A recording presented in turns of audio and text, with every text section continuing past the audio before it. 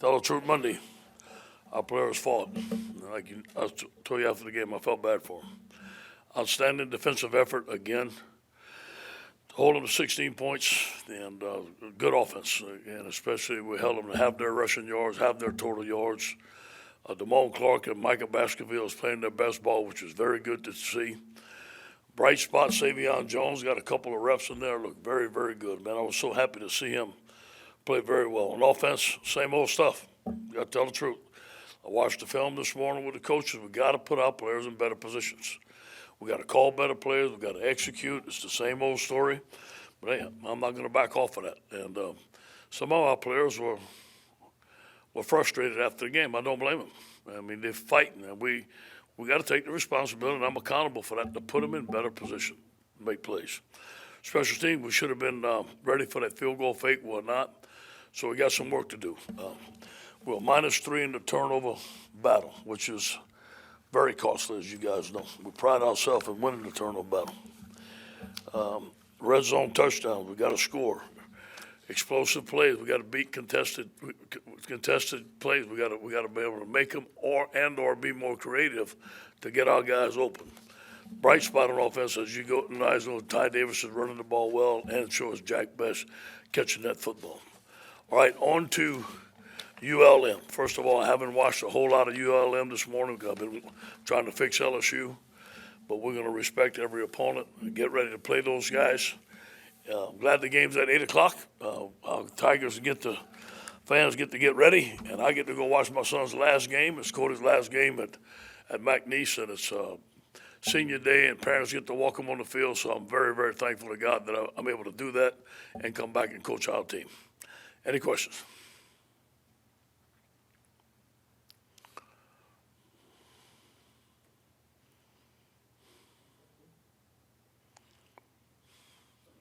Hey, Coach, on the broadcast the other night, the announcer said something about Jake Peets had told him he left the practice and let the quarterbacks do work, or y'all figure it out, or something like that. Did you hear about that, or do you know about that? That's the first time I heard of that. It ain't happened on my watch. Maybe it might have been after practice or something like that, but I didn't see nothing like that, and that's the first time I hear something like that. Okay, there were a few questions about that and that story. Well, I don't know if you. If it is, Jock, it's unacceptable. But I don't know that happened. It may have. I'll find out, though. Coach, do you feel like you guys are practicing well on offense and then it's not carrying through to the play calling? Are you all practicing more than you're putting in the game, I guess is probably. I'm sure we're practicing a lot. I think from what I heard, the Alabama, and I addressed it, the Alabama game, that we had too much in, and it was kind of an overload for the players. That's what I heard, and I addressed it. I didn't hear it last week, though. I think they fixed it. Ed, good morning. Just, I guess, the obvious quarterback question. What's kind of the plan at that position moving forward, and how would you assess how those guys have played? Yeah, I like Garrett. I think he's a good player. I like Max, a good player. I don't feel like Garrett beat Max out. I don't think that Max deserves to be benched. I gave him a chance to beat him out, although I think he's a very good player. That play he made the touchdown play he made was a phenomenal play, but we also -3 in the turnover ratio. We only scored 7 points, so Max is still our starter. It's going to be up to Garrett and his father if they want a redshirt or if they want to play in a backup role, and perhaps again go in the game, and if he plays better, keep him in. But if I were him, I'd redshirt. There's only 2 games left, but that's not my decision. And let me say this again: some guys wrote some stuff that I really didn't like. I mean, I'm giving them the option to redshirt or not, and that's what I do for everybody. Now, who plays in this football game, I'll decide that. Thank you. Is the redshirt still on the table for him? Well, that? Is the redshirt still on the table for him? Yes. Okay. Yeah, he had 1 more game left. Okay. Is there any benefit to him starting or rolling through the whole week, Garrett, as a starter? Is there a benefit to see if that works? Yeah, it could be, but I don't think it would have made a difference, Mike. It could be. They've been sharing snaps the whole time. You can look at it the other way. Would it have been a benefit for Max to get all the snaps? So it's kind of. Hey, Coach, back here. Good afternoon. I know you're still talking about some of the issues on the offensive side, but on the defensive side, was it as simple as going to the 3-4 2 weeks ago to Alabama that's made such a difference, or what else? Because it certainly seems the continuity and the identity on defense has come a lot faster than what you're still looking for on offense. I'm Yes. wondering, was it as simple as going to the 3-4, or what have you seen that's led to that? Yeah, well, we put more people in the line of scrimmage. We got some darn good outside linebackers. We use them as outside linebackers, not 4-3 linebackers. We spread out, so we're playing really a 52 defense. And it looks like bear, but it also can be cover 8, and then we can bring anybody that we want. And we're doing a lot of zero blitzing, which I had never done here. So I've been the head coach. I'm from Pete Carroll's family. We don't zero blitz. We always have somebody in the post. But we wasn't getting enough on third down, so we're overloading their protection. And the Coach Call helped us put in. Durante's doing a great job assimilating. Corey and Durante are doing a great job with the back end not getting burned deep. The thing you worry about zero blitzes, you miss an assignment, it's touchdown. But our guys are executing it well. We've gotten out of the classroom per se, and we're on the field more with walkthroughs and stuff like that. And that's all started when I watched the Alabama offense. I just didn't think we could stay there in the 4-3 and duke it out with them whole game, and it worked. So we got a lot of stuff to build off of it. I wish I could have done anything. I'd have started this 4 years ago, to be honest with you. Hey, Coach, when you hired Jake Peetz, he's obviously a bright guy, a lot of NFL experience. Would you, reflecting on it, maybe want a guy with more play calling experience, or do you feel like he's been learning on the job at all, or how do you look back on that? You know, the one thing I did was trust Joe Brady. I wanted his offense. I wanted somebody who could run it. I knew that'd be a learning curve, and there's a learning curve, but that's also why I hired DJ. DJ's he's in charge of the third down. And look, those guys are new. There's a big learning curve. Was it a mistake or not? I won't say it was a mistake. But they need to do a better job, and they know that. I think the outstanding men, every time I get to work at 6 o'clock, they're there. Look, I came Saturday morning, work out early, DJ is there. It's not like they're not working. I just think that their experience level may not have been what I needed for this job. Hey, Coach, going back to the defense side of the ball, you mentioned in the 3-4 with the outside linebackers, B.J. Ojolari on the outside, but then even with Mike Jones playing a lot as well. That's right. So what have you seen from those guys and how they've kind of taken on that challenge? Yeah, you know, I told Mike we finally found a spot. You know, Mike was a nickel. Like, he plays on the slot. He came to LSU. He went to play in the middle. That plays on a guard. But we found a place in between, outside linebacker, and I really think we found him a spot. I really like him there. There's some technique stuff that we can fix. He's excited about. He's playing well, and it gives him a chance to play. It gives us a chance to not always play nickel, to have 3 linebackers in the game, because Micah can stay in there, DeMont can stay in there. Now he's on the line of scrimmage. So we kind of lucked into that, but we found him a spot. Hey, that's a good point. You noticed that, didn't you? Good stuff. Coach, I'm going to beat Glenn to the punch here and ask about Cam. Cam Wire, his Yeah. status. I don't think he's going to play the rest of the season. Doesn't look like it. And then 2 made a really good play in the game.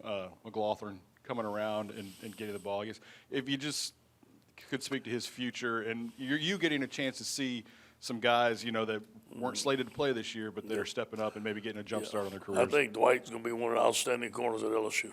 I think he has a chance to be a high draft pick. He's very savvy. He's a great young man. He has a great personality now. He's always laughing and he's always cutting up a little bit, but when it comes time to get serious, the thing about Dwight, he's a tall corner that can run. I know Coach Carroll would love him. And he has great feet, and he's tough, and he wants to learn. Hey, Coach, on your right. It wasn't until this past weekend that somebody passed Kayshon Boutte for the most receiving touchdowns in the SEC this year. Obviously, Kayshon hasn't played in a month. What was how hard was it to overcome losing him? And I know the game you win, Florida, Dre gets 3 touchdowns, but is it about finding a guy or two that can really dominate a game for you? You know, we discussed that today. I think that whether it be schematically, whether it be what position they're playing, or whether it may be the player, we have not found a legitimate replacement besides Jack Best. I think if you look at our most dominant receiver right now is Jack Best. And but, you know, Kayshon's a very special player, obviously a big, strong player that can run. It reminds me a lot of Jamar. So not a lot of them will come around. But we haven't, besides Jack Best, we haven't found that lead dog to take our place. Yeah, hey, Coach, you kind of mentioned after the game that the locker room was down and that was something you needed to address. Just, I guess, kind of what's the message to the team, you know, that they're coming back on Monday for another We got to game? get off the canvas. I had to get off the canvas yesterday. I was the same way. Today I'm better. It just takes a little time. We got a 24-hour rule, and We got to understand, man, we got to, listen, somebody says, well, what do you got to lose? It's a game. We play to win the game, okay? And that's important to us and competitive, and I want these guys to finish strong. I want them to be proud. Hey, and life's going to give you a bunch of stuff in your life, man. You got to keep on fighting. And if you keep on fighting now, you'll keep on fighting then, and you better teach your children to keep on fighting. If you stop now, you're going to stop then. It's no secret. Hey, Coach, right here to your right. I would just want to know, we've lost a lot of guys this year. So how do you feel about the future of our class with the young guys that have stepped up and really have made a big difference and impact? I think it's a very positive that they get to come in. You build in depth. Those guys are getting a lot of valuable reps. I think that when you get everybody back healthy, you see, obviously you got to look at the guys that declare for the draft. You got to look at the transfer portal. You got to look at academics. I'm really on our guys hard right now to finish strong in the classroom. I'm going to be going in a couple of weeks if we don't go to a bowl. One of the things I am concerned about is them continuing to go into class and be able to finish the semester strong.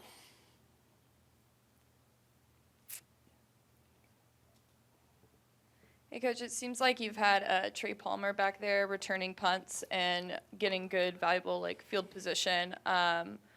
Is it, part of the game plan to have him make those returns and not necessarily fair catch the ball? Or how important has he been, or the return position been for your team? Very important. It's something I wish that we could do a better job of in the return game, get more results. But as you know, the spread punt has changed a lot of things. There's not a lot of big returns in college football anymore because of the spread punt.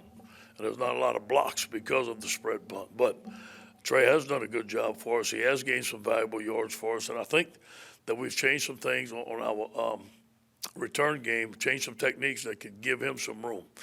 Coach Mack says if you hold up your guy for a second, it gives him 10 free yards. If we got 10 free yards, it's the first down.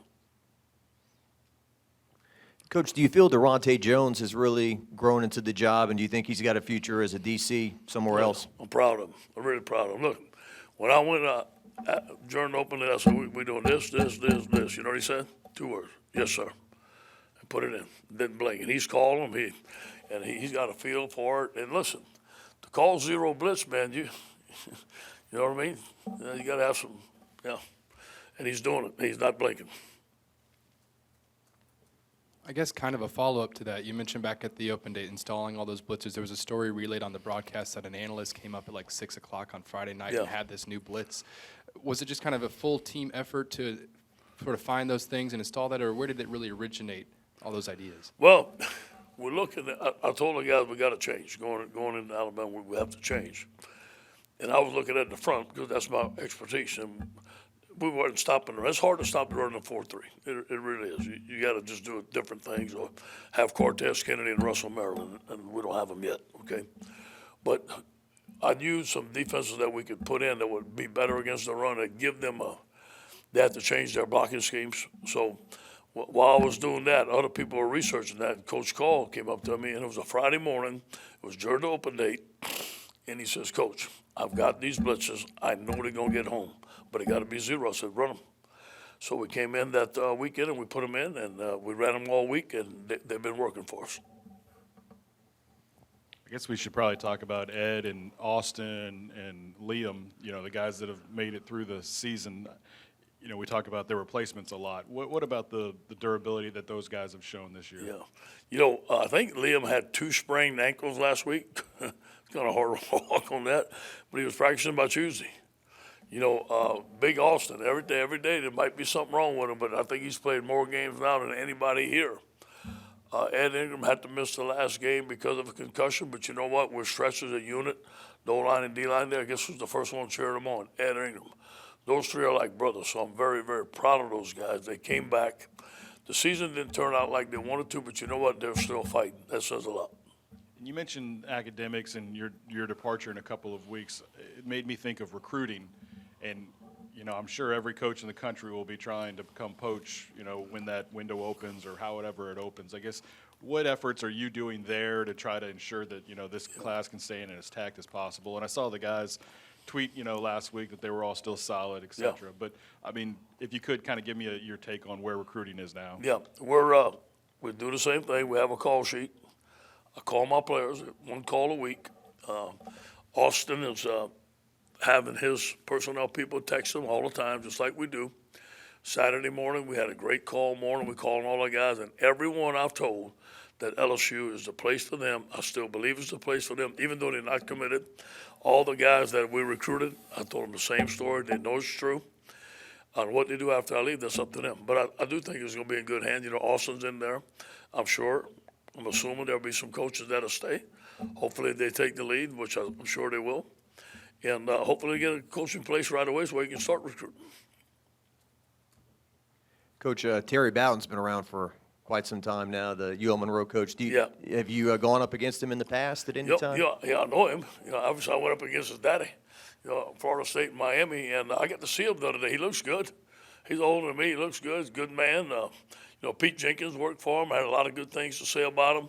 I watched him at Auburn when he had all those good years. A lot of respect for him. The thing I really am appreciative. He come in the first year, and we kept all our coaches, all the schools in the state of Louisiana together for the camps. And Monroe, as you guys know, is a city for the enemy. We got to keep them out. And he did a good job of not letting them in there. Coach, over here on your right, walk us through how Max handled the benching. And Say it again? Walk us through how Max handled the benching. How do you think he handled it? Like a champ. How do you think he'll? Like a champ. He didn't say a word, like a champ. Hey, look, he ain't said a word. Yes, sir. Got it. Yeah, that's it. And nothing else been said? There were, after the game, I guess when Nuss had thrown the pick and then maybe the game ended, and Nuss looked a bit down, and Mason Smith, Jack Besh, a lot of the freshmen were over there, kind of like you said with Max, picking him up, telling him it was all right. What do you think of just the character of this freshman class? Outstanding. Probably the highest character freshman class we've had. And, Jack Marucci, who y'all read, does a lot of analytics and I don't know how he grades character, but he does. He says, Coach, this is the highest class we brought in. And he's the same one that told me before the 2019 year we'll win it because of the character we had on this team. So we feel like we have a high character class, and that shows those guys are close, man. Those guys stuck together. Nowadays everybody knows each other through recruiting, through the internet. They become friends before they get here, and they're really close. And those guys really like Garrett. He's kind of like the team favorite as far as one of the players. He's a leader. We put him on the leadership committee as a freshman, so he has all those qualities. Coach, you already talked about the team morale, but I want to circle back just on the offense specifically, 2 back-to-back weeks where them making a play could have been the deciding factor in a win. How are they feeling on offense, and what have they been saying? I think they're pissed, to be honest with you. I don't blame them. Just tell the truth. And we got to take responsibility. Well, we got to put them in a better position. That's the only way we keep this team together. We got to tell the truth. Now, if it was a play that, we should have made a play. It was right there. We could have beat a guy. We're wide open, and we missed the ball. That did not happen. There's a lot of times where they need to be put in better situations. I don't mind saying that. I'm responsible for that. I'm not – somebody's going to write that I put somebody underneath the bus, whatever they call that. There ain't no bus over there where I live, okay? I'll just tell the truth, and that's the truth. We should have put them in better position. So those that write that, later.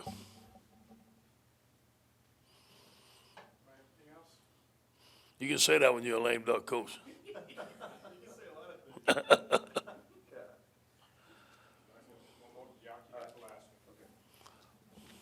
Not to circle back to the point, but after the game, you talked about the Tyrone Davis Price play. Did you learn, were they working on that during the week at practice, and did they feel confident in what they were doing? Not enough. Not enough. It was going to be a short yardage play and a red zone play, but not enough. No. Not right there. No.